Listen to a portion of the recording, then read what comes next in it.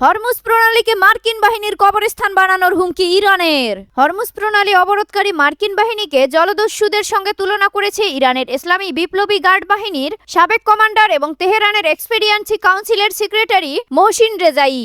একই সঙ্গে এই জলপথকে মার্কিন বিমানবাহী রণতরী ও সৈন্যদের কবরস্থানে পরিণত করার হুমকি দিয়েছেন তিনি। রোববার সামাজিক যোগাযোগ মাধ্যম এক্সে দেওয়া এক বিবৃতিতে তিনি বলেছেন, যুক্তরাষ্ট্র বিশ্বের একমাত্র জলদস্যু যাদের বিমানবাহী রণতরী আছে।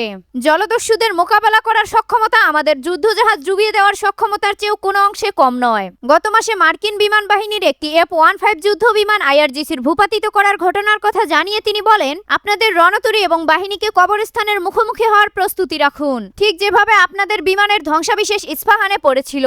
এদিকে IRGCর গোয়েন্দা শাখার এক বিবৃতিতে বলা হয়েছে, যুক্তরাষ্ট্রের সিদ্ধান্ত নেওয়ার সুযোগ সংকুচিত হয়ে এসেছে। ইরানের বিপ্লবী গার্ড বাহিনীর গোয়েন্দা শাখা বলেছে, দেশটির বন্দরগুলোতে মার্কিন সামরিক অবরোধ শেষ করার জন্য তেহরান একটি সময়সীমা বেঁধে দিয়েছে।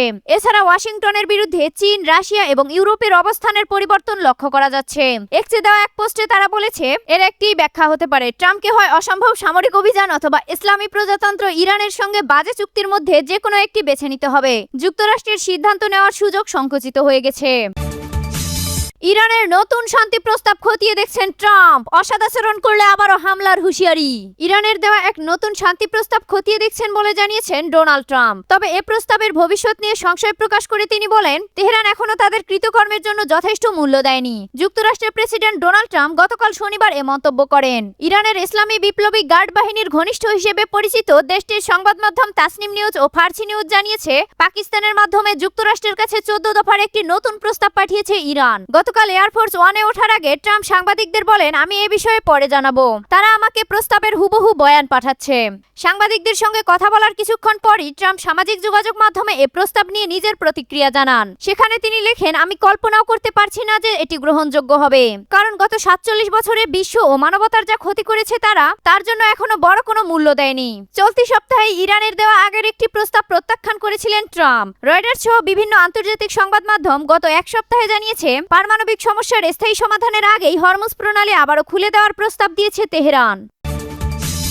লেবানন থেকে ইসরায়েলে রকেট নিক্ষেপ। দখলদার ইসরায়েলের সীমান্তবর্তী বস্তি অভিবিমে একাধিক রকেট ছুড়েছে লেবাননের সশস্ত্র গোষ্ঠী হিজবুল্লাহ। আজ রোববার তেসরামে রকেটগুলো নিক্ষেপ করা হয় বলে জানিয়েছে ইসরায়েলের সেনাবাহিনী। এরই মধ্যে একটি রকেট প্রতিহত করা হয়েছে, আর বাকিগুলো কোথায় আশ্রয় পড়েছে সেটি নিরূপণ করা হচ্ছে বলে জানিয়েছে তারা। এই রকেট নিক্ষেপের কারণে কোনো হতাহতের ঘটনা ঘটেনি উল্লেখ করে ইসরায়েলি সেনাবাহিনী বিবৃতিতে বলেছে, হিজবুল্লাহর সঙ্গে হওয়া যুদ্ধবিরতির আরেকটি লঙ্ঘন এটি।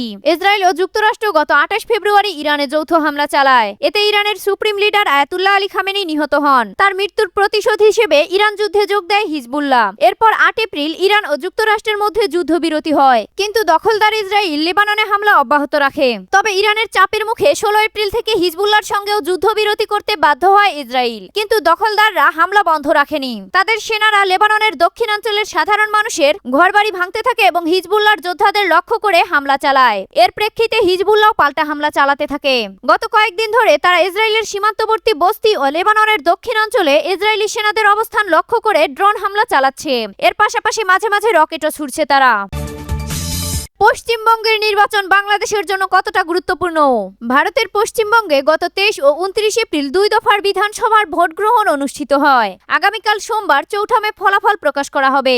এবারের নির্বাচনের আগে কথিত অবৈধ বাংলাদেশি অনুপ্রবেশকারী হিসেবে অনেককে ভোটার তালিকা থেকে বাদ দেওয়া হয়। এছাড়া কেন্দ্রের ক্ষমতাসীন হিন্দুত্ববাদী বিজেপি বিভিন্ন ক্ষেত্রে এ নির্বাচনের সঙ্গে বাংলাদেশকে জড়ানোর চেষ্টা করেছে। বাংলাদেশ ও ভারতের মধ্যে যে সীমান্ত রয়েছে তার প্রায় অর্ধেকই পশ্চিমবঙ্গে পড়েছে। বাণিজ্যিক পথ, অভিবাসন প্যাটার্ন, একই ধরনের রাজনৈতিক ন্যারেটিভ এখানেই বিরাজমান। এছাড়া দুই পারের মানুষও একই ভাষায় কথা বলেন। কলকাতা ভারতের পররাষ্ট্রনীতির কোনো কিছুই ঠিক করে না, তবে নীতি কিভাবে মাঠ পর্যায়ে কাজ করবে সেটি ঠিক করে এই অঞ্চলটি। রাজনৈতিক অবস্থা, সীমান্ত ব্যবস্থাপনা, এমনকি পানি বন্টন আলোচনার বিষয়টিও পশ্চিমবঙ্গের রাজনৈতিক অবস্থার দ্বারা প্রভাবিত। এ কারণে বাংলাদেশের জন্য পশ্চিমবঙ্গের নির্বাচনটি গুরুত্বপূর্ণ। এবারের নির্বাচনে যে বিষয়টি নিয়ে সবচেয়ে বেশি আলোচনা হয়েছে সেটি হলো অবৈধ অভিবাসী।